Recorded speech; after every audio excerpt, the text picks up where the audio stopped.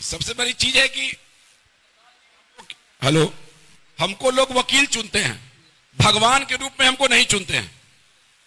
और भगवान भी कई श्रेणी के हैं। दुर्गा जी को मानने वाले लोग अलग हैं, जो मजबूत भगवान खोजते हैं, दुर्गा जी बजरंग बली को खोजते हैं। लेकिन कमजोर भगवान को भी मानने वाले लोग हैं, जो पढ़े लिखे लोग हैं ना, कायस्थ समाज के लोग हैं, वो चित्रगुप्त भगवान को पूजा करते हैं। उनके हाथ में कोई हथियार नहीं होता है। अलग अलग भगवान को पूजने वाले लोग हैं। हम भगवान नहीं है भाई साहब, हम वकील जीत के जाते हैं, हमको फैसला नहीं।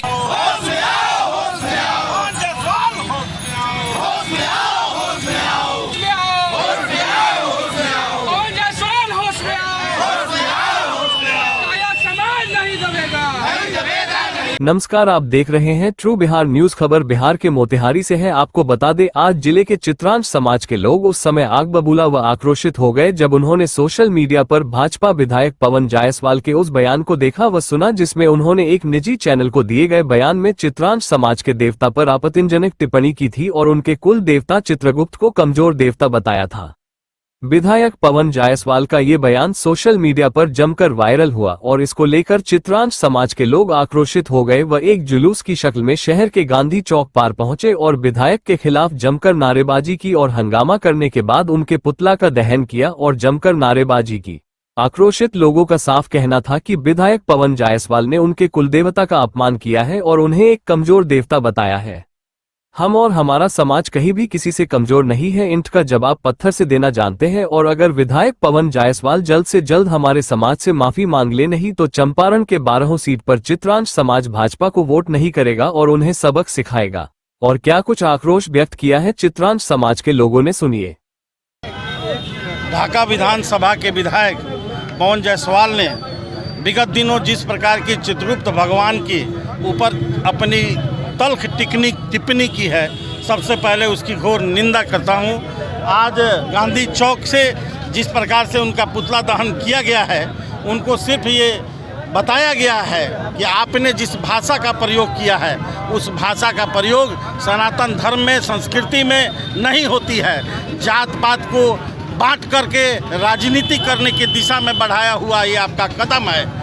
आप चुनाव हार रहे हैं, अब अगड़ा पिछड़ा करके आप चुनाव को बैतरनी पार करना चाहते हैं, तो आप अपनी राजनीति करिए, हमको कोई दिक्कत नहीं है। लेकिन अगर हमारे आराध्य देव के ऊपर किसी भी प्रकार की टीका टिप्पणी आप करेंगे तो आपको ईंट का जवाब पत्थर से दिया जाएगा।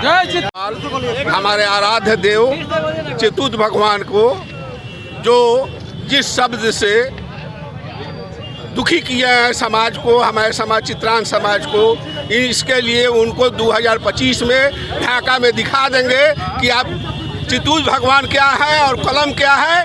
और आप भगवान को भी जो बांट रहे हैं, वह सब भी सनातन धर्म में और सनातन धर्म कह के आप वहाँ का विधायक बनते हैं और सनातन धर्म का अवहेलना कर रहे हैं। इससे ज़्यादा दुखद बात क्या कुछ नहीं है। पवन जायसवाल मुर्दाबाद है। क्या बोला है पवन जायसवाल ने? पवन जायसवाल बोला है कि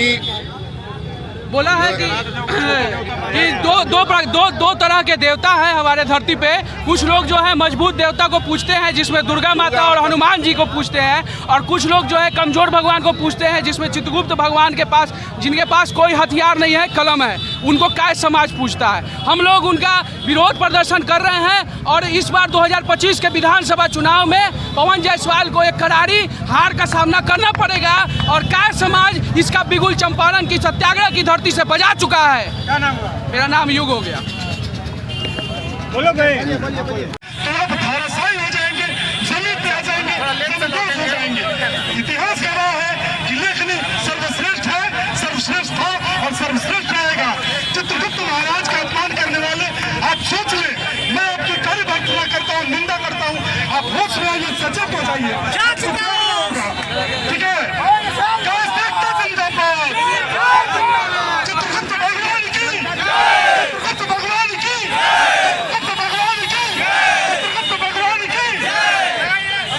नहीं, ये भर्त्सना योग्य बात है। पवन जायसवाल जी जिस तरह से एक खास समाज को आहत करने का कार्य कर रहे हैं, यह कहीं से शोभनीय नहीं है। हमें लगता है कि उनकी राजनीतिक जमीन पैर तले खिसक रही है, जिसकी वजह से वो जातियों का सहारा ले रहे हैं, आस्था पर जो है सो प्रहार कर रहे हैं। तो कहीं ना कहीं पवन जायसवाल हमको लगता है कि वो हार के करीब हैं, उनको इस बात का एहसास हो चुका है और ऐसे में उन्होंने जिस वंशज को छुआ है, ये साक्ष्य इतिहास साक्षी है कि इस वंशज ने शुरू से ही जिसका साथ दिया है उसको बहुत ऊपर तक पहुंचाया है और जिसका साथ नहीं दिया है, जिसके हाथ से साथ अपना खींच लिया है, उस आदमी को जो है पतन के रास्ते पर जाना निश्चित है। और पवन जायसवाल जी अपने पतन की राह चिकनी कर चुके हैं और उनका जो है सो निश्चित है कि वो उनकी राजनीति गर्त में जाएगी। क्या कहा है उन्होंने?